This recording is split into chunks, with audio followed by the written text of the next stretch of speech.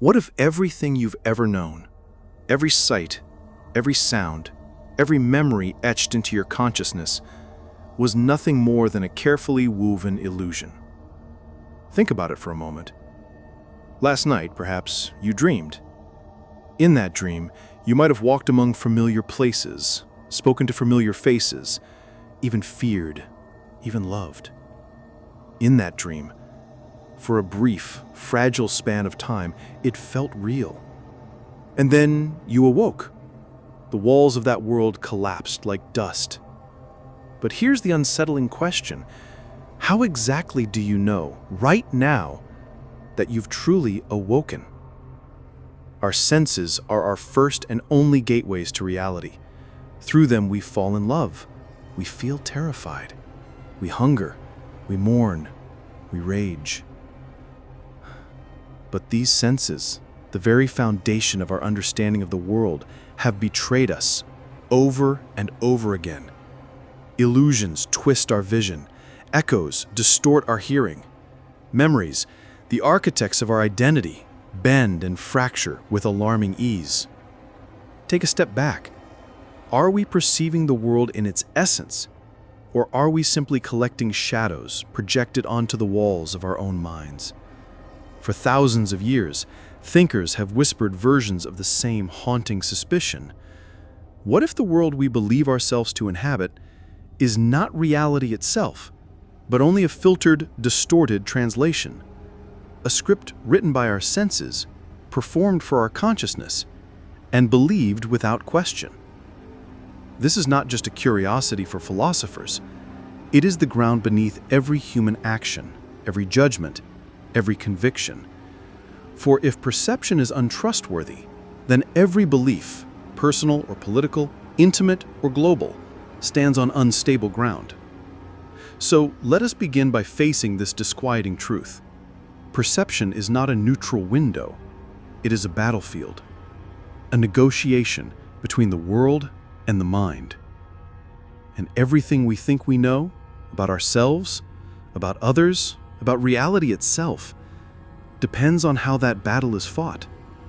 And as we will discover, history, philosophy, psychology, and power have all conspired to shape, weaponize, and even distort that fragile gateway we call perception. The descent begins here, with the simple but paralyzing question: how do you know the world exists as you think it does?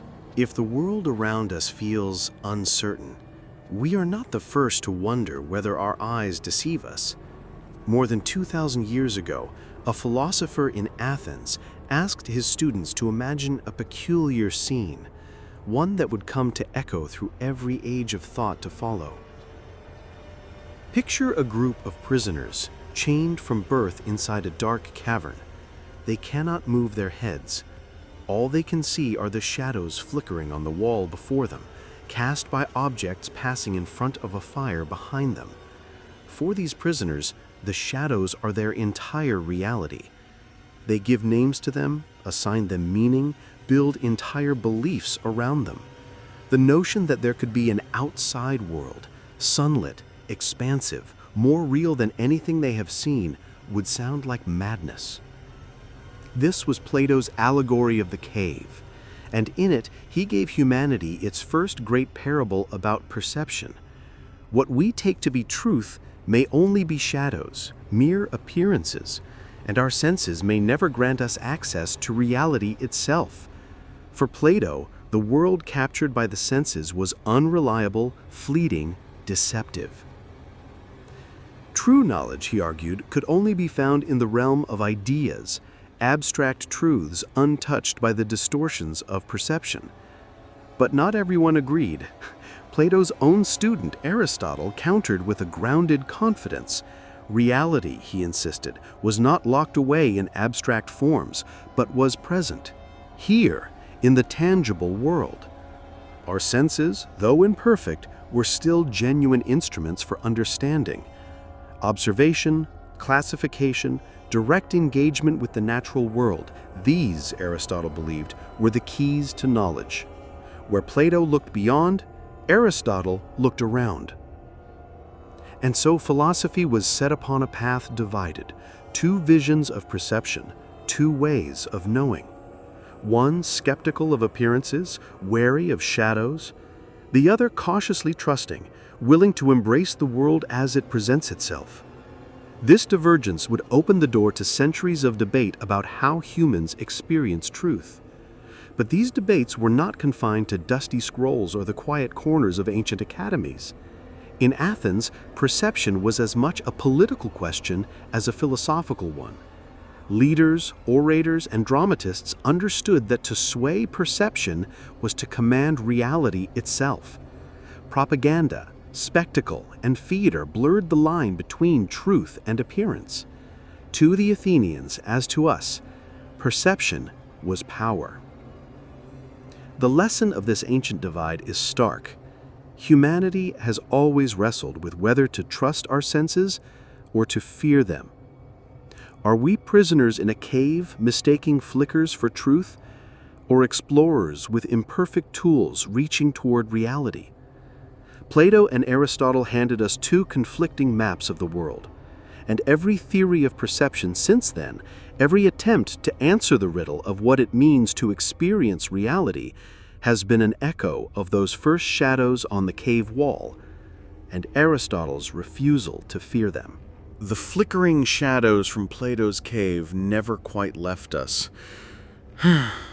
For centuries, they haunted thinkers who struggled with the same unsettling suspicion.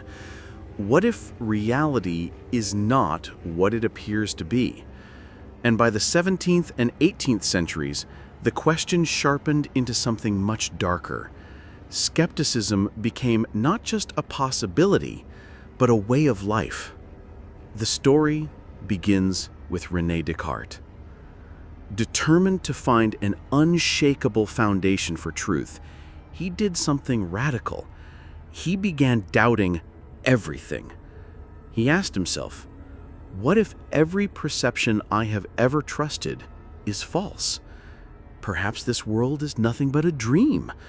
Perhaps a powerful, malicious demon whispers illusions into my mind, tricking me into believing in a reality that doesn't exist. Descartes' descent is terrifying. To strip away every certainty, every foundation of trust, until nothing remains. And yet from this abyss, he reached what he thought was a single, undeniable truth. I think, therefore I am. Consciousness itself, he claimed, could never be doubted. But the shadow of that demon still lingers. If our senses can deceive us so fully, how much of the world do we ever truly know?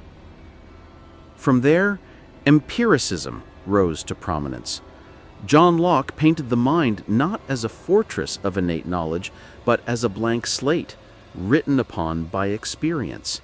For Locke, perception divides into two categories: primary qualities like size, shape, and motion, objective features of the external world, and secondary qualities like color, taste, and sound, mere interpretations produced in the mind. The apple you see and the apple as it truly exists are not identical. Locke's vision reassured us that reality is still out there, but always mediated, distorted, flavored by the senses. Then came George Berkeley, who quietly set that fragile reassurance ablaze. If Locke believed matter existed independently of the mind, Berkeley dismissed the very idea. To be, he argued, is to be perceived. Objects have no existence beyond the act of being observed. A tree falling in a forest does not just make no sound, it may, in a profound sense, not even exist if no mind perceives it. Berkeley's idealism was shocking, even blasphemous to some. Yet he insisted he was merely stating the obvious. We never encounter matter itself, only perceptions of it. Reality to him was perception and nothing more. But skepticism was not finished. Hume brought the blade down with elegance and mercilessness. Hume agreed that all knowledge arises from perceptions, what he called impressions and ideas. Yet the mind, eager for patterns, invents connections where none can be proven. Cause and effect? Just a habit of thought. We believe the sun will rise because we have seen it rise many times before, not because the universe guarantees it.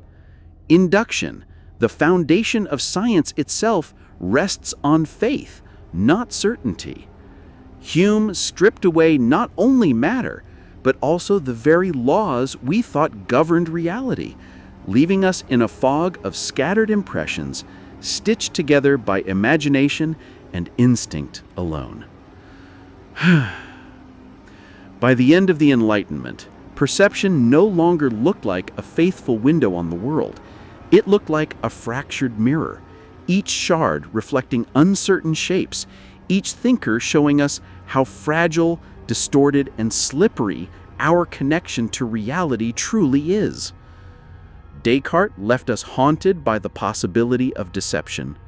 Locke left us with a distinction that put half our experiences into the mind alone. Berkeley erased matter itself, reducing reality to perception, and Hume dismantled causality, undermining the very idea of scientific certainty. No wonder that many who read Hume found themselves unable to sleep, shaken by the possibility that everything they believed rested on nothing more than custom and habit. At this moment in history, the entire edifice of knowledge seemed close to collapsing. If everything reduces to perception alone, and perception is unreliable, then how could reason, science, philosophy, or even daily life survive? The skeptical awakening was not just intellectual play, it was psychological horror. Too much doubt risks erasing the world itself. And it was precisely in this crisis, standing amid smoking ruins of certainty, that a new voice arose, a philosopher who tried to save reason from despair. His name was Immanuel Kant. By the late 18th century, philosophy teetered on the brink of despair.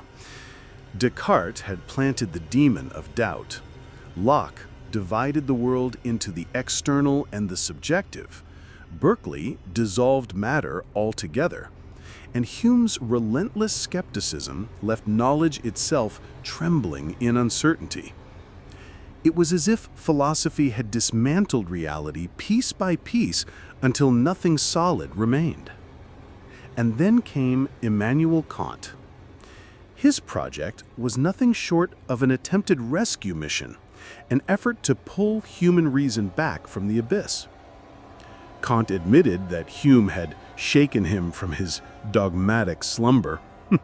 The world could not simply be accepted at face value, but neither could it be abandoned as irretrievably unknowable. So Kant asked a different kind of question. Not what is reality in itself, but what are the conditions that make experience possible at all? His answer was revolutionary. We do not approach the world as passive recorders of raw data.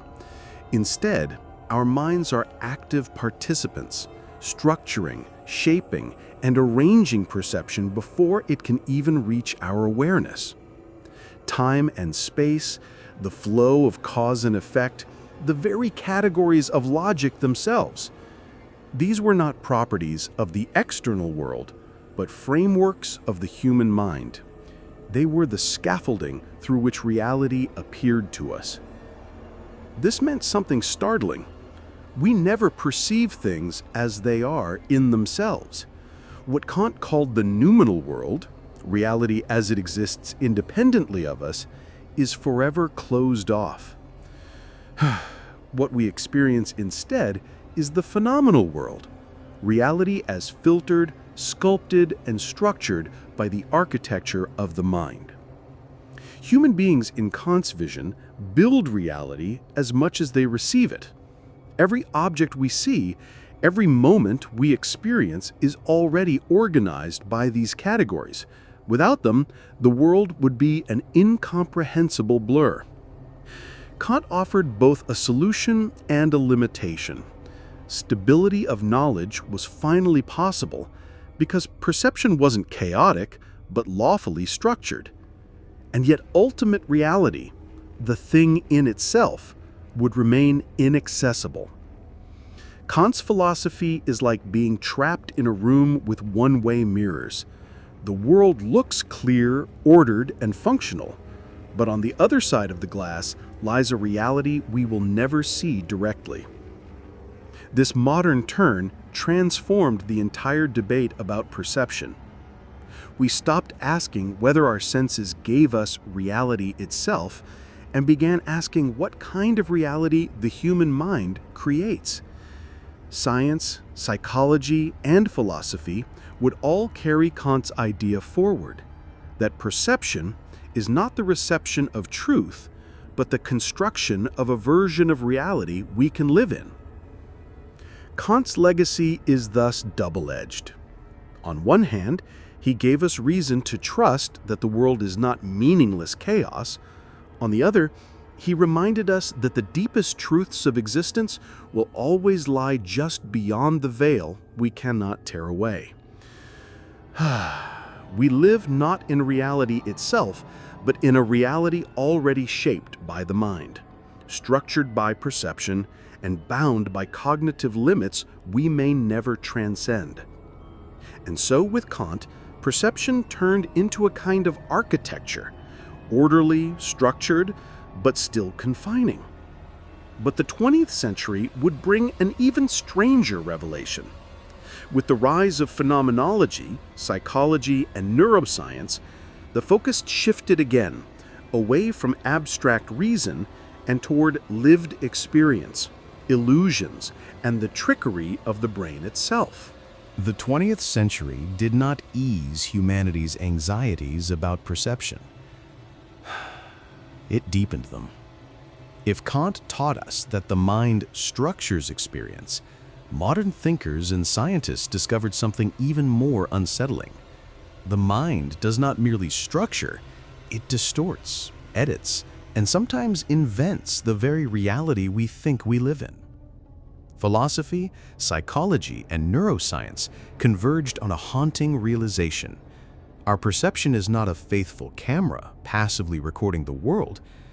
It is an artist, constantly drawing, redrawing, and erasing the canvas of reality in ways we hardly ever notice.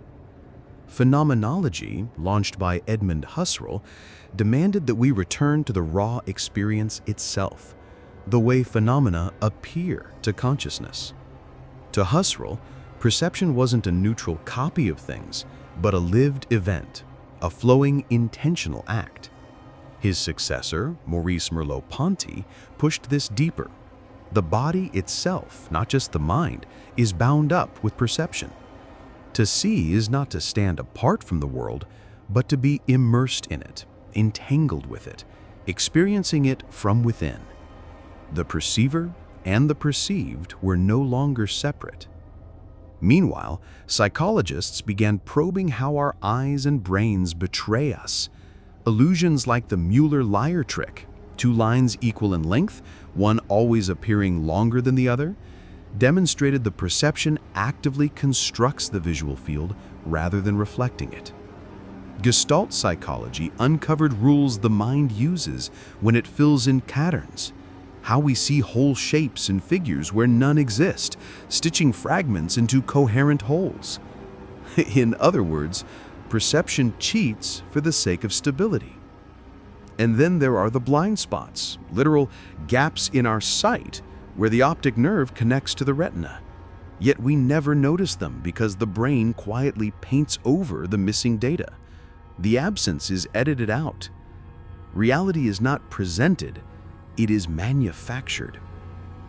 Cognitive psychology uncovered even darker distortions. Memories, for instance, are not fixed photographs, but fragile reconstructions that shift with every retrieval. The invisible gorilla experiment revealed that when told to focus on basketball players passing a ball, most people utterly fail to see a man in a gorilla suit walking across the court. Attention is selective. We often miss what should be unmistakable because perception constructs narratives, not objective recordings. Neuroscience piled on more evidence. Dreams, déjà vu, hallucinations, biases all reveal the brain is less an impartial witness and more magician, con artist, and editor rolled into one. Every glance, every sound, every taste is already tailored, filtered, and reinterpreted for coherence. What we call reality is not the raw world, but an interpreted world. And then, layered over philosophy and science, came the cultural realization that perception could be hacked. Propaganda posters, advertising slogans, and cinematic techniques were not just pieces of art or information, they were tools designed to exploit these perceptual weaknesses. The same psychological tricks that make us miss the gorilla or imagine lines of unequal length could make us trust a dictator, buy a product, or embrace an ideology. By the close of the century, the evidence was overwhelming. Our perception is both the foundation of our reality and the first site of deception. We do not see the world as it is. We see the world as our biology, our psychology, and increasingly our society want us to see it. Which means the battlefield Plato hinted at, the struggle between shadows and truth, has only grown more elaborate. With our minds editing reality, our culture exploiting that editing, and our senses complicit in the illusion, one haunting realization emerges. Reality isn't what's out there. It's what perception allows, or tricks, us to notice. And nowhere is this more dangerous than in the modern manipulation of perception itself, where governments, media, and power structures weaponize our fragile senses in order to control not just what we think, but the very world we believe exists. If perception is the fragile lens through which we view reality, then whoever can shape that lens wields extraordinary power. The wars of the 20th and 21st centuries were not only fought with tanks, bombs, and soldiers, they were fought with images, words, and illusions, all aimed at controlling what billions of human beings would perceive as true. Take, for example, the rise of propaganda. Early in the 20th century, a man named Edward Bernays, the nephew of Sigmund Freud, discovered that the emerging insights of psychology could be applied not simply to individuals, but to entire populations. Bernays crafted campaigns that could make the public believe smoking was glamorous, that wars were noble, that corporations were benevolent. He called it engineering consent. Others simply called it propaganda. And propaganda, at its core, is not about lies. It is about perception. It doesn't always seek to convince you of what is factually true. It seeks to recalibrate your frame of reality itself, so that certain truths never even enter your field of vision, while others become impossible to ignore. In this sense, propaganda is a manipulation not only of brains, but of the very world your mind constructs. Totalitarian regimes mastered this early. Stalin's Soviet Union edited photographs to erase individuals who had fallen from favor. Nazi Germany orchestrated rallies and imagery designed to overwhelm the senses, leaving no room for doubt or dissent. These were attempts to imprison entire societies inside perception-managed environments, where every stimulus echoed the same narrative: obedience, unity, power. But propaganda is not confined to the past, nor to dictators. In the democratic world, advertising industries perfected the subtle manipulation of desire. Governments during wartime, especially during the World Wars, relied heavily on posters, films and broadcasts to cast enemies as monstrous and allies as righteous. Perception was the battlefield, minds the territory. And as history marched forward into the digital age, the tools only became sharper, quieter, and more insidious. Social media algorithms now play the role Bernays could scarcely have imagined. Every like, every scroll, every pause in front of an image or headline trains the system to feed you more of what holds your attention. But attention is not neutral. Anger, fear, and outrage sustain it far more powerfully than calm or reason. Result? Carefully personalized echo chambers where perception itself hardens into a digital prison. Each citizen receives a different truth, a different constructed version of reality invisible to those outside their feed. Consider what that means. Two people living in the same city, on the same street, might inhabit utterly different worlds, not because the external world differs, but because their perceptions have been algorithmically sculpted to diverge. Divide perception, and you divide society. War, politics, commerce, all intertwine here. Wars have been justified by controlled imagery, elections swung by carefully chosen narratives, markets shaped not by the actual value of products, but by the perception of value. To manipulate perception is, effectively, to manipulate reality itself. Whoever wins this battle decides which shadows flicker most vividly on the cave wall, and which truths remain in darkness. And yet, it is not simply that we are lied to. It is that truth itself becomes indistinguishable from illusion in such an environment. When perception is endlessly curated, endlessly managed, how can one decide what is genuine? Confidence erodes, doubt spreads. Confusion becomes a weapon. What began with Plato's shadows on the wall now plays out in the glow of our digital screens. We're still chained, still transfixed, but this time the shadows are engineered by companies, fed by algorithms, amplified by leaders, and reinforced by each other. The war for perception has no front lines. It takes place silently, invisibly, wherever human attention can be directed. And it leaves us with a question we cannot escape. If perception defines reality, then who or what defines perception? We have wandered through shadows, illusions, philosophies, and manipulations. And here, at the edge of the maze, the most disturbing question stares back at us. If perception is fragile, deceptive, and easily controlled, can we ever know reality at all? The temptation is to retreat into certainty, to tell ourselves that despite errors, distortions, and propaganda, there must be some bedrock beneath the shifting surface, something firm we can grasp.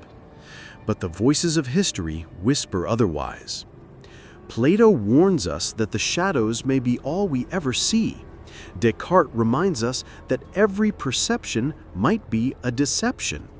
Hume shows us that even the laws we rely on are patterns of expectation, not guarantees. Kant concedes that the world itself, the noumenon, remains forever sealed off, glimpsed only through the spectacles of our mind. And now modern science adds its own cruel twist. Hallucinations that feel as real as waking moments, memory implants that convince us of events that never happened, optical illusions that fool us in broad daylight. What then separates the dream from the waking, illusion from reality, propaganda from truth? The unsettling answer may be that nothing does. There is no ultimate test of authenticity, no clear line between reality and the mind's fabrications. To exist as a human being is to inhabit an unending riddle, to trust our perceptions enough to live by them, yet to doubt them enough to remain awake to their distortions. This realization isn't merely abstract, it is existential. If we cannot fully know reality, then how should we live? Should we collapse into nihilism, assuming nothing matters if truth cannot be secured?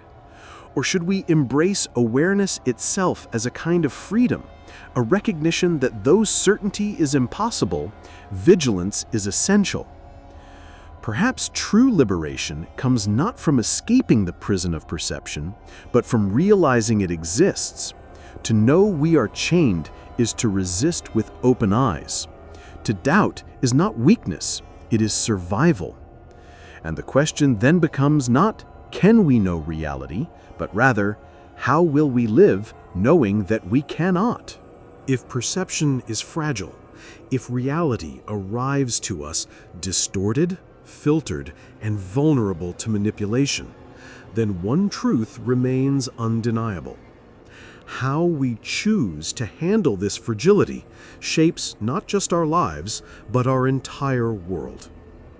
To perceive is not a passive act. It is not simply light falling on retinas or sound waves echoing in the ear. To perceive is to interpret, to filter, to construct, and ultimately to believe.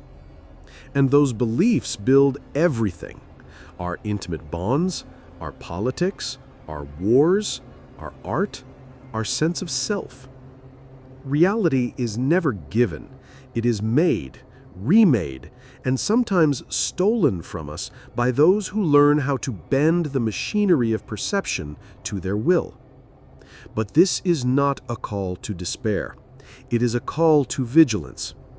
If we cannot know the world as it is, then our responsibility is to question the world as it appears, to interrogate our perceptions, to ask constantly, why do I see this? Who wants me to see this? What lies hidden in the shadows beyond it? This awareness becomes a shield against manipulation, a quiet act of defiance against those who would manufacture our reality for us. Philosophers across centuries debated whether we see truth, shadows, or nothing more than the interior of our own minds. Psychologists revealed how illusions, biases, and memories betray us. Modern technology weaponizes those betrayals at scale. And yet, in the act of recognizing perception's instability, we gain something extraordinary: the freedom to refuse unquestioned belief, to turn doubt into clarity, to transform uncertainty into a discipline of relentless inquiry. The final responsibility of perception, then, is not to promise certainty. It is to demand responsibility. What we see may always be uncertain, but the choice to question, to reflect, to resist the ready-made versions of reality handed to us, that choice is our power. Because at the end of this journey, perhaps the most dangerous illusion of all is not that reality might be unknowable. It is to believe unquestioningly that what we see is all there is. And so the story of perception closes where it began, with shadows, with uncertainty, with the fragile mirror through which each of us inhabits the world. But now, with eyes sharpened by doubt, we do not look at our perceptions as prisoners. We look at them as watchmen on the threshold, ever aware that reality may be beyond reach, but never relinquishing our duty to see, to question, and to remain awake.